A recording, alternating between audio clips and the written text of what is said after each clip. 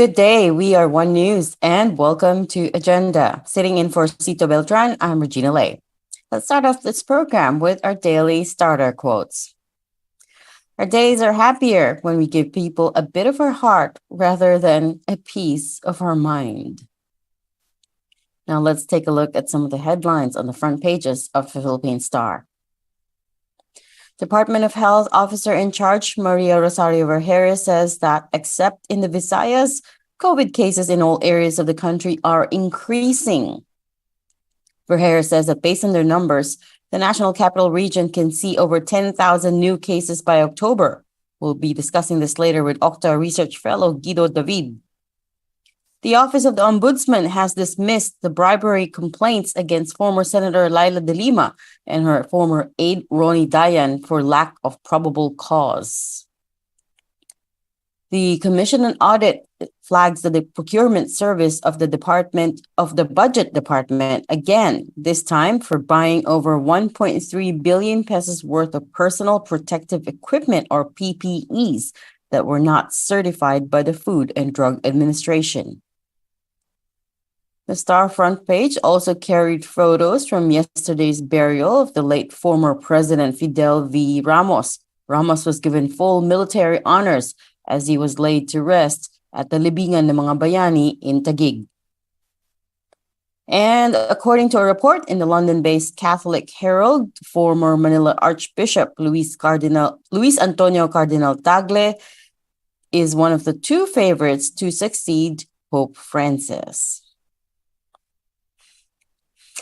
All right, let's get on with our guest. The country's education sector continues to face challenges such as high learning poverty and malnutrition among students, just as we're about to reopen face-to-face schooling. To talk more about this, we have Justine Raagas of the Philippine Business for Education. First, watch this video. Justine Raagas is the Acting Executive Director of Philippine Business for Education. PBED is a non-profit organization advocating inclusive education for a better national development. Raagas has 9 years of experience in education reform and policy advocacy centered on youth employability. All right, a very warm welcome to the show and thanks for joining us today, Justine. Good morning, Regina. Thank you for having us. Right. I mean, look, I am so pleased to have you here today, although the topic we're discussing is not that, it is quite sobering, actually. I'm talking about the World Bank report on learning poverty. It's a global report which ranked the Philippines quite low, especially when you compare ourselves to our peers across Asia. What was your reaction when you saw the findings? So, you did describe the mood today as sobering, but I would go as far as saying it is alarming. And in terms of our reaction, we're not really surprised because this has been going on. The learning crisis has been going on for a really long time. In fact, in the report, we're seeing that we have 90% of children, 10-year-olds who cannot read simple texts. But before the pandemic, the numbers were also really high. It was already 70. But really seeing that, the school closures and lack of face-to-face interaction has really exacerbated those numbers. So we're not surprised, but we are alarmed. And this should really incite us or make sure that we start doing or we start actions today. So again, here's, incontrovertible proof that the prolonged school lockdowns of 2020 and 2021 did worsen outcomes for children, right? But you said that prior to the pandemic, our rankings were already pretty dismal. So if you look at this picture in totality, what specific policies would you say, or what areas do we need to drastically improve upon, or what needs to be done from here on?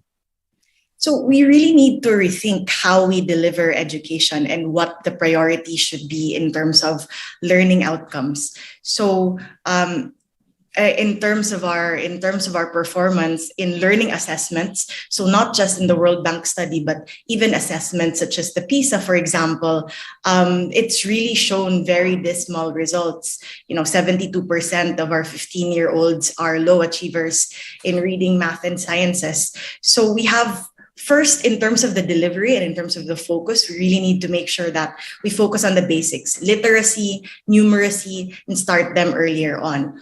Also, one of the problems connected to education that most people in general don't normally think about is nutrition. Nutrition and education go hand in hand because children are coming to school very unprepared to learn because they're hungry. And this has gone on for a very long time. Since 2001, 1 out of 3 learners, 5-year-olds in the country, are stunted or too short for their age. So that means, they come to school, they're hungry, they don't fully, their brains don't fully develop, so they can't grasp what's being taught. And the effects are exponential. It doesn't stop there. The effects go on and on even as they become older. So Right. I guess long and short answer to this very short summary to this very long answer: focus on nutrition and focus on the basics: literacy, numeracy, reading, maths. Which sets me up perfectly for my next question, which is that why do you think in previous years we haven't given these areas that much focus? Is it a consideration? Is it a function of a budget? Is it a function of resources? Is it just a function of lack of capabilities on the ground? I think it's a very long-term and systemic issue, and it's a combination of many things. But yes, one, budget has been one of the biggest aspects, I would think, contributing to this. Our learners are performing poorly because not enough resources are being poured into education, and teachers aren't getting enough support. So historically, our GDP has only 3% of our GDP has been allotted to education. While the proposed budget for 2023 is now at 4.3, so that's a good news or increase, we still don't meet the global standards of education spending, which is 6%. So I really hope that we raise education spending to that level. I guess second would really be just prioritization of what needs to be taught. And third, we need to raise, or one of the core issues as well is raising the quality of teachers and making sure that teachers are equipped so that they focus on learning and that they don't focus on other things like administrative tasks or checking attendance. I mean, they really need to be equipped, and they really need to be prepared so that learning talaga is what they have in front of them and in mind.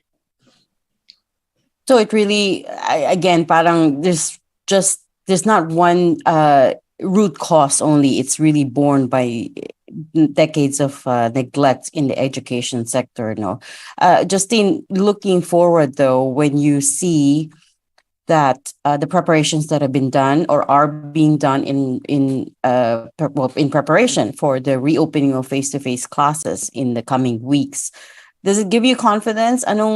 What do you see? Like, do you feel like we're there? Kasi on top of all the issues that you've mentioned, we do still have to deal with the COVID-19 pandemic and making sure that as few children as possible catch the virus, right? Right. So in terms of the preparations, or at least the strides that are being taken, it's really good that first we're opening classes. As I shared earlier, the school closures have really exacerbated the learning losses. So opening classes and bringing children to school in a safe manner is one step.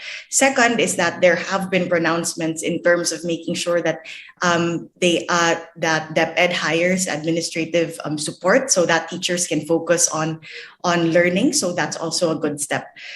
There's also, so these are things that are being done to address certain problems or certain issues, and that's good. But I think what we also need to do, and there is a window for this right now, is to really think about or diagnose the education problem as a system. And the window that I'm talking about is the EDCOM 2, or the passage of the congressional EDCOM, the law, which is really the diagnosis or assessment of the whole education system, and then coming up with concrete reforms and policy changes that will address learning losses, not just at the basic education level, but the whole education system. Actually, I'm glad you brought up EDCOM too, no? Education Commission, the Education Commission bill, which has lapsed into law. And you also, in that bill, had talked about how the K-12 program, how there's a bit of a mismatch there, and how, we need to encourage more companies to hire K-12 graduates, right? Could you talk a little bit about that? So, yes, there's been talk about, reviewing the K-12 system. But first, I think what we need to do is we need to think about the review from the lens of improving it and making sure that outcomes are improved. So learning outcomes, but then at some point, education, employment outcomes as well, because a certain percentage of those who graduate from K-12 will look for employment and not go to further education. What we actually saw, we did the research in 2018 when the first batch of senior high school graduates were about to graduate. And we did an interview, we did a survey with various companies, and we saw that actually 93% of competencies taught in senior high school match the requirements of companies for entry-level jobs across various sectors. So a lot of the conversation around, they're not ready, they're not employable, seems to be misconceptions because they're fairly young, there's still preference for diplomas. And we have to change that, because there are really jobs that don't require college degrees. There are really jobs that and there are companies now that are looking at skills and are looking at competencies that don't necessarily require degrees. So we believe that graduates can do it. There are jobs that are out there waiting for them. And actually, companies now are more open. In fact, in our last survey back in 2019, 3 out of 5 companies were actually now willing to hire and ready to hire. So that's one side of the story. The other side naman is make sure that when we review and continuously review the K-12 program, we need to think about, okay, what are the jobs waiting out there? What are the entry-level positions waiting out there, and make sure that the tracks or the strands address all these competency needs and skills as well. So that's encouraging, because in your 2018 study, I noted that only 1 out of 5 companies were willing to hire K-12 graduates. So the following year, you found that this has improved to about 3 out of 5. What else needs to be done here, Justine? Like, how do you break such a deep-seated misconception or perception such as that? So this whole misconception, I think, is also further increased because of the quality of the education system, right? And we're seeing a lot of reports, kids can't read, kids can't write, and that adds fuel to the misconception. But one thing that may allay fears of many companies is to really just to give these learners or these graduates a try, and that's what happened. So in our study, which was commissioned by a project that we did, when we started in 2018, only 1 out of 5 companies were ready because there were no graduates yet, and that misconception was really very hypothetical or in nature. But then when the graduates started pouring in, and then they started entering the workplace, and then massive communications campaign, advocacy was done, and results started to show, more and more companies then became open.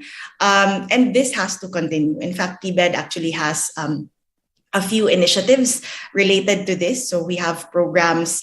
One of our programs is YouthWorks, which is really bringing out of school youth back into the system through training and bringing in private sector to train them. So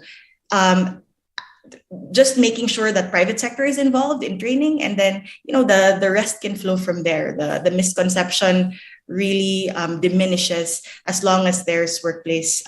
The workplace gets to see them in action. Well, speaking of PBED programs, you also have one called A Future That Works, which we thought was quite interesting. Tell us about it. So a future that works. So taking a step back, many of our programs actually fuel our policy pushes, or the things we feel are lacking and should be present in the education system to help it become better.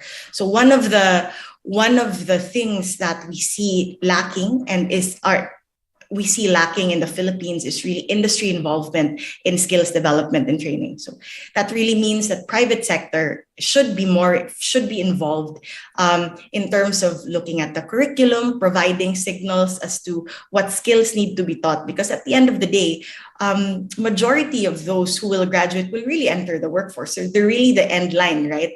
And if signals don't come from them, what are we teaching? So a future that works is really just that. It's bringing together private sector at the sectoral level. So we have three partners in the semiconductor. We're starting a pilot with three sectors. So what they're doing is they're coming together as a sector and then providing data or signal in terms of the jobs that are available in the future, what the competencies are needed, and then providing these signals back to the education sector and to government so that education knows how to respond, but then government also knows which programs to invest in.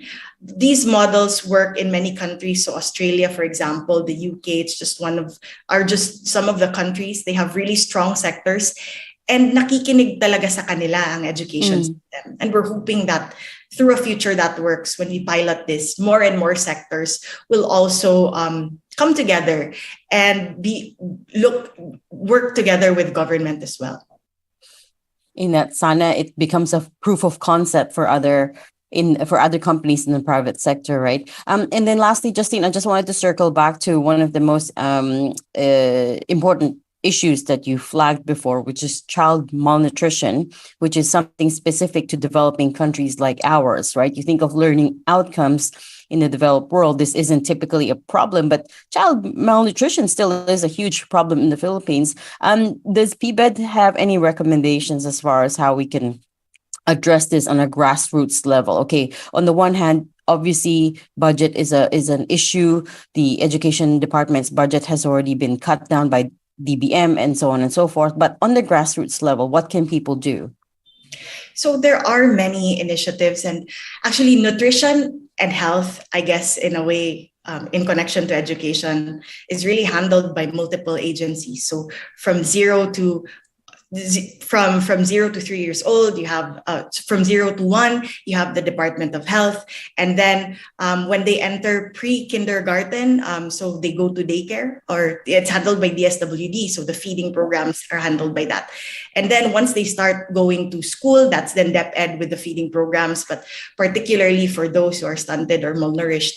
At the policy level, there has to be some level of conversation among all these agencies to make sure that nutrition continues across the whole or across multiple ages. Because if we drop at some point, the effects can be enormous. So that's one. But at the grassroots level, what we're seeing, models that we're seeing that works actually in education is bringing government, industry, and academe together at the local level. Sometimes, well, there are resources, and of course, local government now with the Mandanas ruling has more resources coming to them. It's really just a matter of bringing people together to talk about what has to be what the priorities are. The intentions are good by many, and there are many plans, but sometimes it really just takes like prioritizing and saying, hey, let's address these super basics, and then actually the employment outcomes, the learning outcomes can come on later on. Sometimes all it takes is just refocusing, right? We're going to have to leave it there. Thank you so much, Justine Raagas, Acting Executive Director of the Philippine Business for Education. Thank you so much. Agenda is going on a quick break. We'll be back after a few messages. Keep it here on One News, all sides, all the time.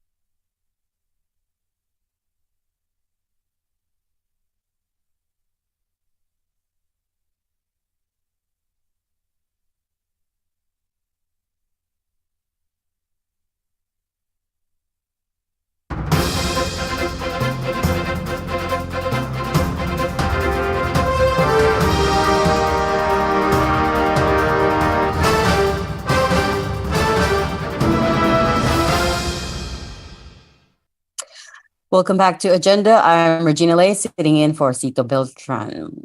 Let's get back to COVID. The OCTA research group has reported that 14 areas of the country currently have very high COVID-19 positivity rates.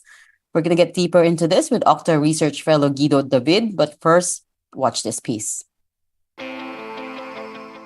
Guido David is one of the fellows of the OCTA Research Group, a private and independent research and consulting firm. David is a professor in the University of the Philippines teaching applied mathematics. David obtained his doctorate in biomedical and medical engineering from Texas A&M University in the U.S.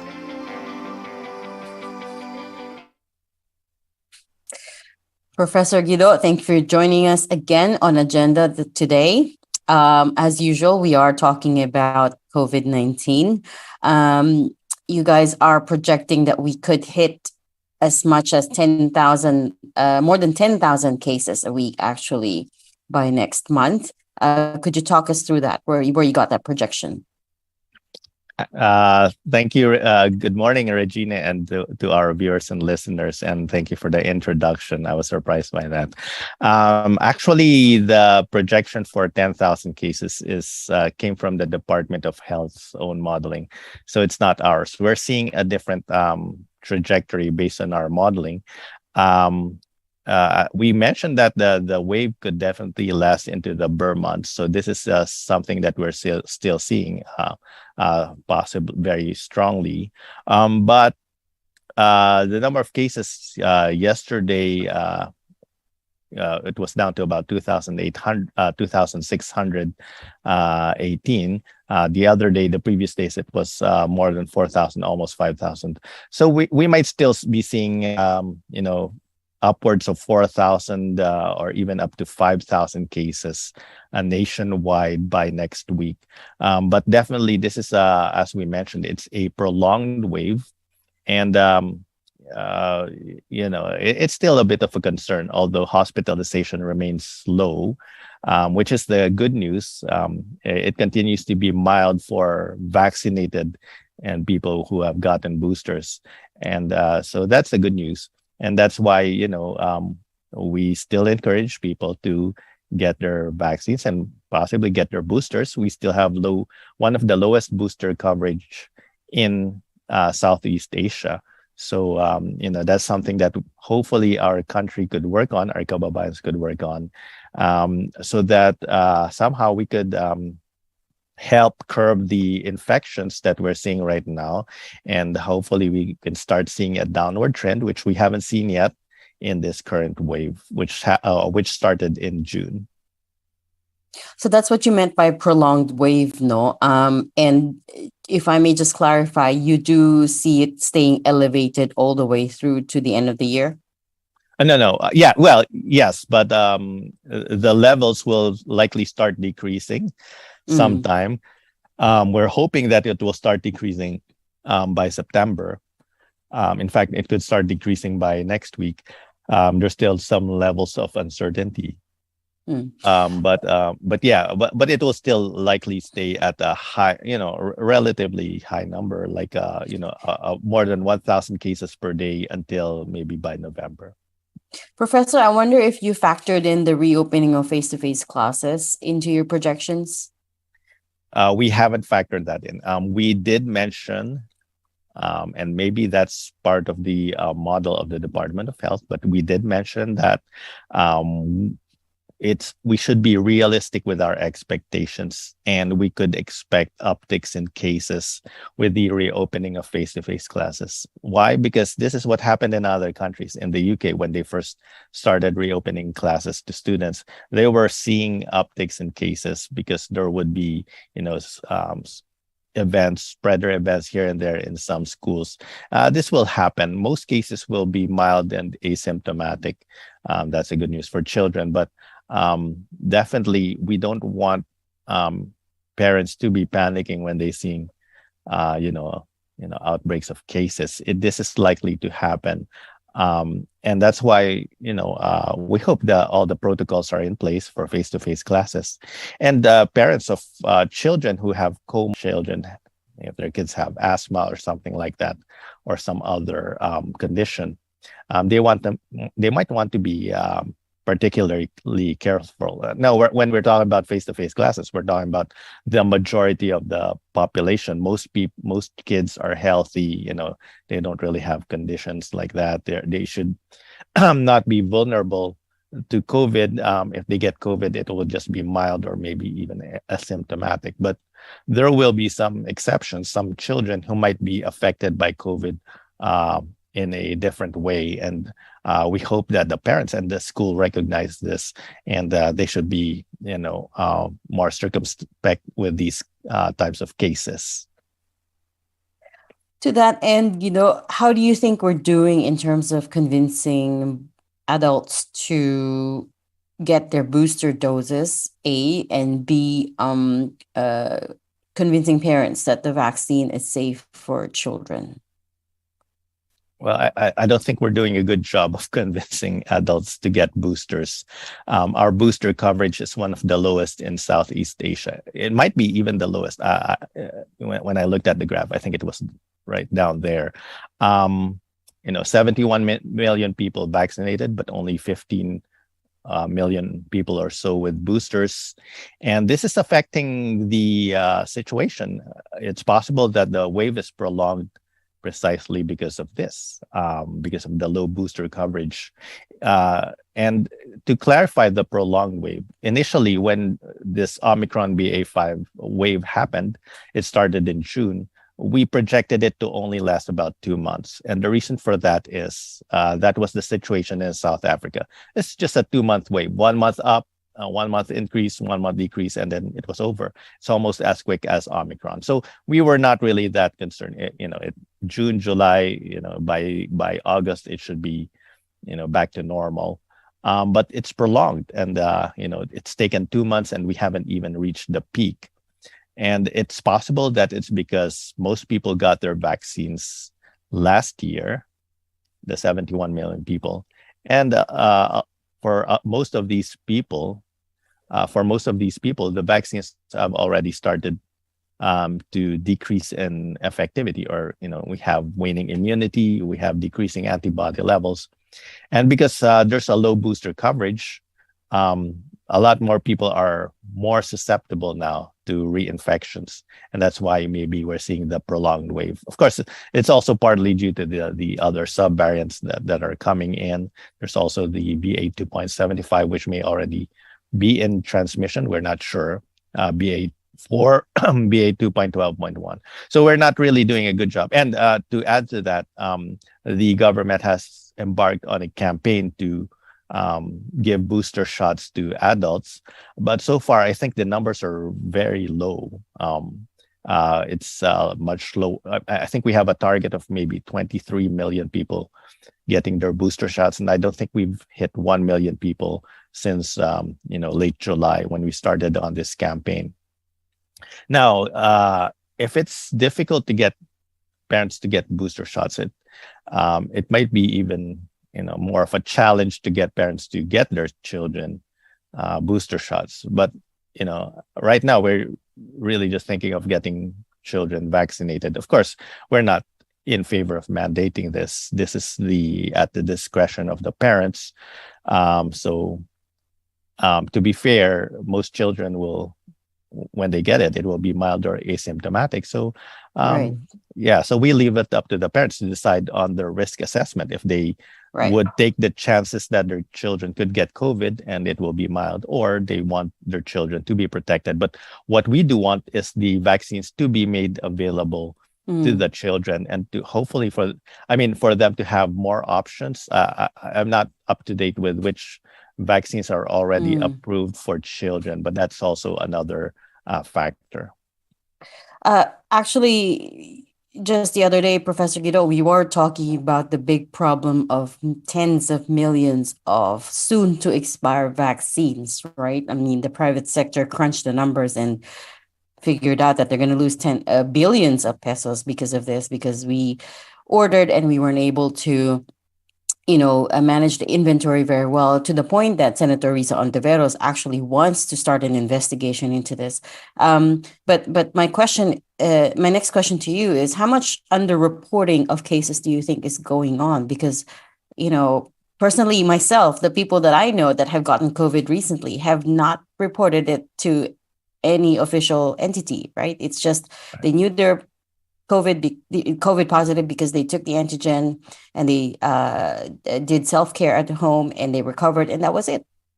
So how much Yeah. underreporting do you reckon is going on at this moment? Yeah. So firstly, we definitely know that there's underreporting of cases. That's a fact. Nobody can deny that. When I checked the level of testing in NCR compared to last year, we're only testing right now. We're averaging only 11,000 tests per day. And given at this level, a positivity rate of 15 to 17%, we should probably be testing about 3 times as much already at this stage. So we're already testing about 1/3 of what we were doing last year, and that's we can't really blame the people because there's antigen testing available. It's not being reported, so there are cases where people get antigen testing either at home or in test centers. I mean, I've seen a lot of antigen test centers, by the way. I mean, in parking lots of malls, and that's good, but they don't get reported. So we actually made a simulation based on a paper that was published, and the level of underreporting is actually. I'm not going to be scaring people. I'm not trying to scare people, but I think on average the actual numbers should be about 20 times higher at least. It could be 30 times higher. So if we're seeing right now 1,000 cases per day in NCR, it could really be 20,000 infections per day. Of course, most of them will be mild or asymptomatic people or people who are getting tested at home, but it could be 20,000 to 30,000. And for the national numbers, if we're seeing 4,000 per day, it could be 40,000 or even 80,000 cases per day. So it won't be that far from other countries where in other countries right now we're seeing in Japan a surge 200,000 cases, and people might say, oh, look at Japan, they're getting 200,000 cases, but we're only getting 4,000. We're only getting 4,000 because we're not really testing enough. And that's why I was a bit concerned when we had the DOH published the projections for 10,000 cases, because we're only testing 11,000. So, I mean, in the NCR. So we might get more than 10,000. We probably have more than 10,000 infections already in NCR at this moment. But we won't be seeing that numbers of cases, Right. because we don't have the testing for that. Well, actually, 10,000 cases a day times 20x is already 200,000, about the same level as Japan. But we're going to have to leave it there for now. Professor Guido David, thank you so much for your insights and candid answers. Agenda is going for a quick break right now. We'll be back right after a few messages from our sponsors. Keep it here on One News, all sides, all the time.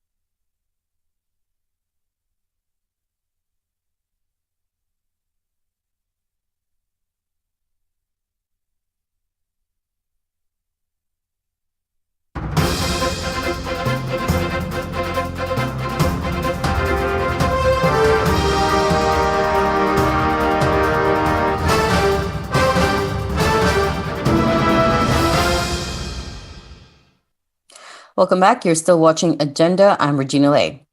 Dito Telecom has filed cases before the Philippine Competition Commission against major rivals Globe Telecom and Smart Communications, accusing them of abuse of dominance. We're going to dive deeper into this case with our guest later today, PCC Officer in Charge Chairperson Johannes Bernabe. But first, get to know him in this video. Johannes Bernabe was recently appointed as the Philippine Competition Commission's officer in charge and chairperson. Bernabe was one of the first commissioners appointed to the PCC back in 2016. Before assuming his post in the PCC, Bernabe was a practicing lawyer specializing in corporate and commercial law. All right. Good morning, Commissioner Bernabe. Johannes, I apologize for mispronouncing your name. Let's get right into it. So Dito Telecom filed a complaint alleging that both Smart and Globe were abusing their dominant positions to prevent Dito essentially from expanding their market reach and growing their company. Any person can tell that these are very serious allegations. First off, Commissioner, can you confirm that the PCC did receive such a complaint? Good morning, Regina. Yes, we have received the complaint. And what was your initial reaction to this or immediate first steps in terms of addressing this? Well, we do have a process under our rules and regulations in the PCC. So first off, we have 10 days to conduct an intake procedure, meaning we assess the complaint on its face, whether on the basis of its allegations, there is indeed a competition issue over which we can assume jurisdiction and proceed to investigate. If that determination says that we have to give due course to the complaint, meaning we have to take it on board, then our enforcement office will conduct the necessary preliminary inquiry on the matter. And if it's so happens after the preliminary inquiry, the investigation, that there is indeed basis for the complaint, then it is our enforcement office itself which will file the case, the complaint against Smart and Globe, and lodge that complaint, or what we call statement of objections, before the Commission and Bank. And that's when the Commission and Bank will ask Smart and Globe to file their answer or comment on the statement of objections that our enforcement office will file. And then afterwards, we will proceed to adjudicate on the matter. So there is a whole process involved. Commissioner, to a layman, it just seems like a highly complicated technical issue, no? Because at the heart of it, so we did read the complaint, at the heart of the issue seems to be interconnection. So you have Dito Chief Administrative Officer Adel Tamano saying that out of the 100 calls that Dito makes to reach out to one of these telcos, either Globe or Smart, only about 30 are able to get through. And then he's saying that 70 out of these 100 calls are unable to connect. So parang he's saying that yung interconnection issue talaga between Dito and the two other dominant telcos is the problem. How do you even begin to investigate an issue like this, right? I mean, walk us through the process, because for me, it's like, okay, how do you even prove something like this? Right. Well, there is the technical aspect, and then there's the competition angle. The technical aspect is such that it would appear, based on the allegations of the complaint of Dito, that while there is an initial interconnection agreement, the capacity under this agreement has already been fully utilized up to 99% or so. So there is a request from Dito for capacity augmentation, meaning can we have more points of interconnection with Globe and Smart so that the subscribers of Dito, which are also increasing in number by the month, can interconnect, can make calls to subscribers of Smart and Globe. Now, while there has been an initial capacity that has been provided by Smart and Globe so that their subscribers can interconnect with Dito subscribers, apparently that has already been saturated and that has been in need of expansion. Now, the question is, are Smart and Globe preventing further interconnection and preventing the expansion of the business of Dito, because that would amount to a foreclosure of competition, that would amount to imposing barriers to entry to further competition if it were to be proven true. And that is the mandate insofar as the Commission is concerned. There are certain counter arguments and, of course, counter suits that we have learned Smart and Globe have respectively filed against Dito, alleging that there are certain unpaid amounts, that there is certain bypass traffic that has to be paid for by Dito. But Dito is alleging that, no, that's not coming from us. That's coming from hackers using our system or Dito SIM cards to interconnect illegally, as it were, with Smart and Globe systems. But Smart and Globe, of course, are saying, well, they're using Dito, so we can only assume that these are Dito subscribers or Dito users. And so you have to compensate us for those as well. And Dito is saying, but those are not coming from us, so why should we pay you? But those are extraneous, in a sense, from the competition angle that I explained earlier, which is simply, is there a situation where this obligation of Smart and Globe under the law to provide interconnection is being prevented?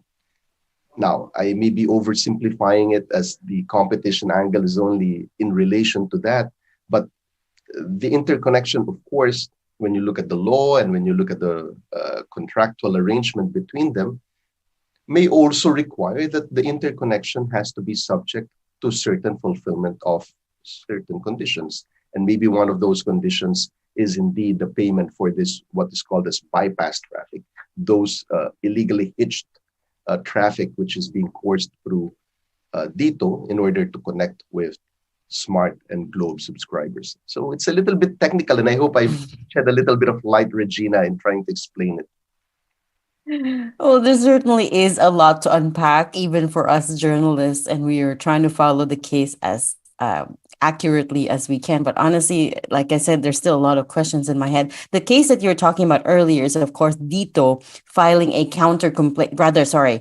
Globe filing a counter complaint against Dito, alleging that it should pay up 622 million pesos for the bypass traffic, wherein Globe is saying that Dito allowed fraudulent international calls to go through its network into the Globe network, right? So that one was filed with the NTC, the National Telecommunications Commission. So we're going to touch on that another day. But Commissioner, and this is a big if there is anti-competitive behavior that's been found, then what? Okay. If we find through our enforcement office that there's anti-competitive behavior being undertaken by Smart and Globe, then our enforcement office will file itself the complaint against these entities in the commission. They will file a statement of objection saying, Smart, Globe, the enforcement office finds you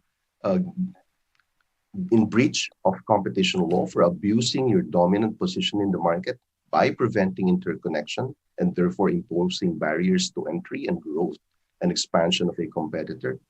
And then we will ask Smart and Globe to comment on that statement of objections, to respond to those charges.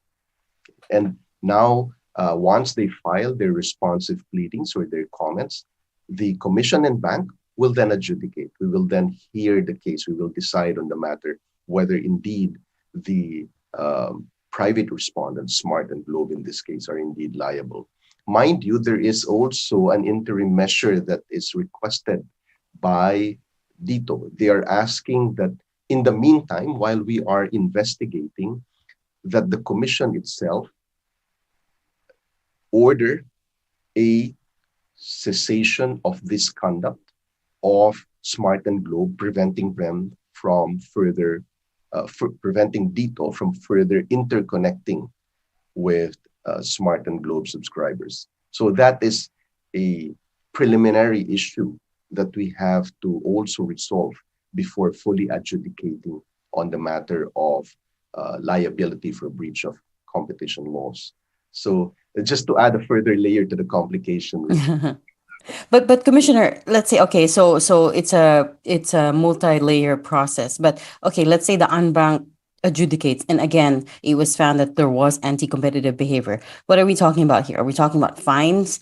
Are we talking about penalties? Are we talking about specific sanctions? yes. Well, first of all, we'll ask uh, Smart and Globe to rectify their behavior so that the anti-competitive conduct will cease and be terminated. So we'll ask them to allow for interconnection. Secondly, under the law, there is a penalty, an administrative fine, but we can impose up to 100 million pesos because this is a first offense. And so that is the amount that we are allowed under our rules to impose on Smart and Globe. Um, and that is going to be 100 million pesos each because there are two separate complaints filed in the commission against Smart and Globe. That's a pretty hefty fine, I have to say. But again, just to clarify to our viewers, we are a very long way away from that, right? There are many steps along the way to prevent us from getting to that point. Yes, because the preliminary inquiry will take 90 days under our law. And then after that, we will have an opportunity if under that preliminary inquiry process, our enforcement office has not yet completed its investigation on whether or not there is indeed anti-competitive behavior happening, they can proceed to a full administrative investigation. And that normally is conducted within a 2-year period. But in this case, I don't think that we will exhaust the 2-year period because unlike other verified complaints that we receive from smaller businesses or even individuals, this is a fairly complete complaint that was filed by Dito, obviously aided by their lawyers who are more familiar with competition law. And so many of the elements that we are looking for are already there. And therefore, it is a matter perhaps of confirming it and trying to understand whether or not there is indeed an unconditional requirement for interconnection and whether the arguments that may be provided by PLDT Smart and Globe merit a conditioned response interconnection request of Dito Telecoms. Right. I know you've only just received the complaints, Commissioner, but have you been in touch with either PLDT or Smart yet about a dialogue? Or rather, Smart and Globe, rather. Not yet, because under our process, we have to go through that intake procedure where we have 10 days to determine whether we give due course to the complaint, because there are very numerous grounds that we have to look at. For instance, is it a matter that is appropriate for us to assume jurisdiction on? Is it a competition issue or is it a contractual issue? On its face, there are allegations that it would appear to be a competition issue, but of course, the Commission and Bank has to decide on that. And then there are other grounds or factors rather, that we have to take into account in deciding whether to give due course. And I think we shall do that by next week at the latest. And we will be able to commence an investigation if we give it due course starting next week. Right. I'll check back in with you in about 7 days. Commissioner, I wanted to talk about the other cases that you were looking into as well. You said last month that the PCC was aiming to finish by the end of the year investigations into 6 cartel issues. Can you give us an update on these and what industries are these in? Right. Well, there are 2 things which during the last few months of my term as an OIC and as a commissioner, we'd like to focus on dispensing with so that the new commissioners who sit come January next year will have a relatively clean slate. There are matters pending before the commission for adjudication. There are 1 or 2 matters which are ripe for adjudication. We're just waiting for the final position papers of the parties concerned. One involves a trade association. The other one involves the insurance industry. And then there are two others where we have served the statement of objections against the respondent parties, and these relate to the tourism industry, and the other one relates to the health industry. Now, hopefully, we will be able to complete deciding on these cases before the end of the year. And I have no doubt that my colleagues and myself would be up to the task.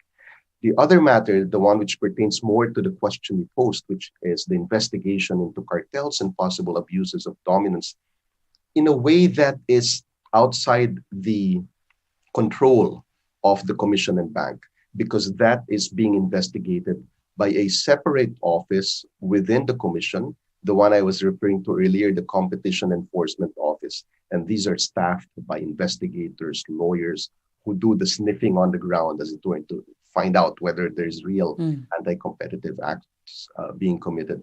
And insofar as those are concerned, I could not speak fully with regard to them, because I don't have any real details to share on those, because it's the enforcement office which handles those.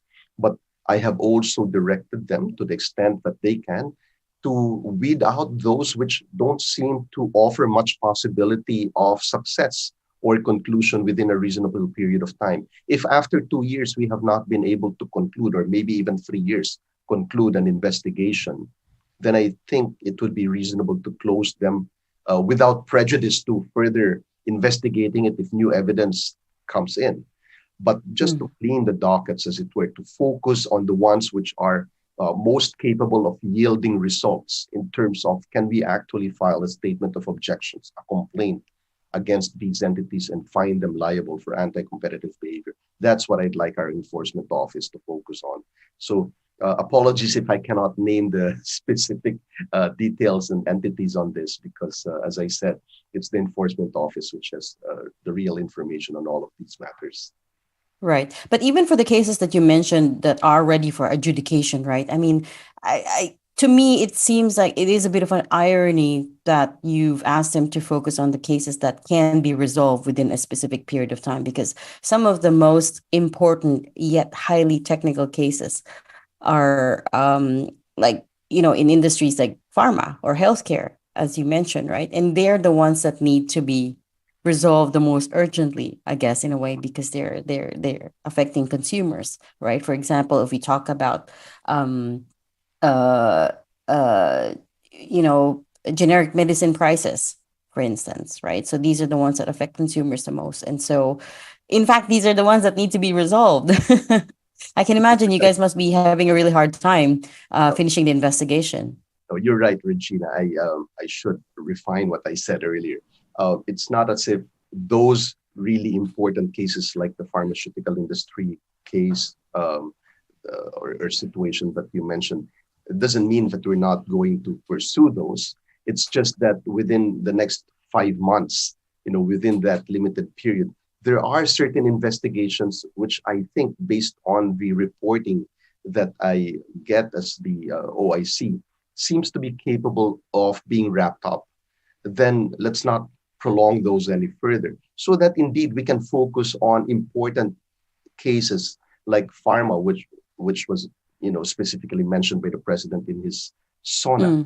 I'm not confirming that we have an investigation into the pharmaceutical industry as yet, but we are closely monitoring and really gathering information on this. And we are in the process of determining at which phase, for instance, of the value chain from manufacturing to distribution to retail of pharmaceutical products is anti-competitive behavior likely occurring. Not to mention looking into the possibility that there is collusion among stakeholders in certain stages, again, of these value of the pharmaceutical industry. And then there are others. Of course, food is always important. So we have, as I speak right now, some of our investigators on the ground in the provinces looking at possible anti-competitive behavior in the rice industry. So that is ongoing. We have a priority set of sectors that we know touch lives of our Filipinos most profoundly, And we'd like to focus on those. And that's why I was saying that to the extent that the other investigations that are ongoing, which can be concluded, within the next few months, let's wrap those up so that we can focus on the priority sectors, which take more resources, take more time, and are ongoing as well, even, as we prioritize some of these low-hanging fruits. That's a very good point. And I can see your plate is very full. So we will let you off the hook for now. PCC OIC Chairperson, Commissioner Johannes Bernabe, we thank you so much for your time and insights today. Thank you, Regina. My pleasure. And that has been today's agenda. Keep it here on Cignal TV, channels 8 and 250 for the latest news. I'm Regina Lay. We are One News, all sides, all the time.